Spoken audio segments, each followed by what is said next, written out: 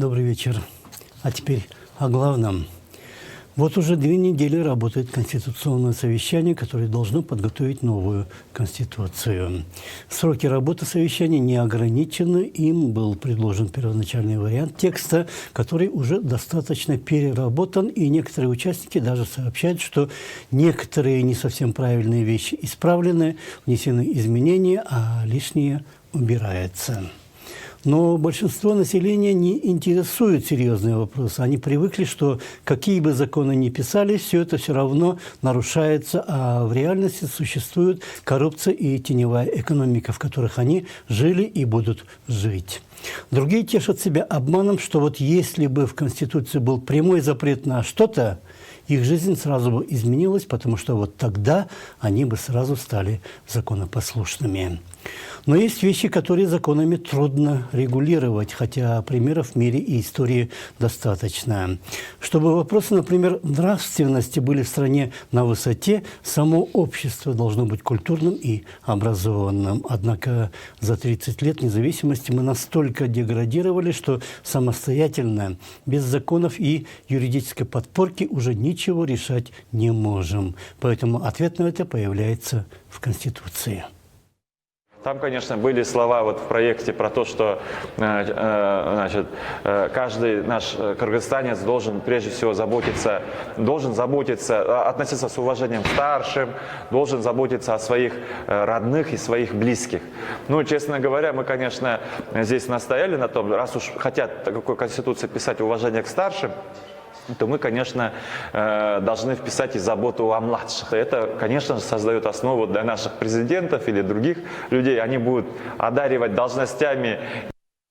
Заставить законами быть добрыми и честными трудно. Еще труднее силой заставить других уважать себя. Подобные вопросы во многом касаются все ухудшающегося плачевного состояния кыргызского языка.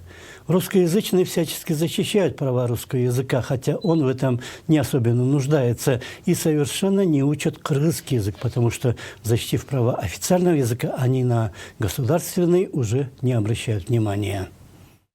Вы сами знаете, вопросы языка превратились в политический вопрос. Все во всех регионах сейчас согласны, что русский язык имеет официальный статус. Но поступает очень много предложений, пишут и звонят по телефону. Пусть каждый, кто работает на государственной должности, обязательно знает государственный язык. Просят ввести в Конституцию такую норму. В Чехии в XIX веке все подряд говорили на немецком языке, а чешский стал уделом лишь жителей глубокой провинции. Но сын сапожника Йозеф Юнгман, ставший доктором философии и ректором Карлова университета в Праге, создал вместе с учениками 5-томный чешско-немецкий словарь, в котором многие слова были ими просто логически придуманные. Сейчас никто не может сказать что-то плохое против чешского языка. И никакой конституции или особой государственной поддержки Юнгману не понадобилось. Мы все настолько обленились, что пока в законы не внесут какую-то норму, делать что-то правильное уже не можем. Группа «Битлз», например, просто сочиняла и пела красивые песни, но благодаря им в мире стали больше учить английский язык и интересоваться английской культурой. А королева наградила каждого из них высшим орденом Великобритании.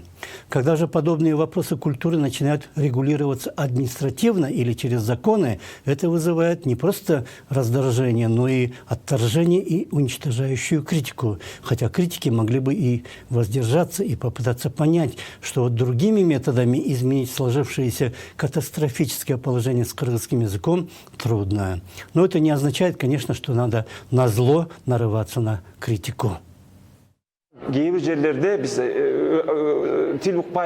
По некоторым вопросам нам совсем не надо нарываться на критику. Зачем выслушивать замечания, что мы ничего путного выработать не способны? Многие здравые вещи можно же делать и без этих нововведений, а для нездравых поставить заслон. Обществом мы не должны такому давать дорогу. Не надо сомневаться, нет оснований, что мы не способны поставить заслон.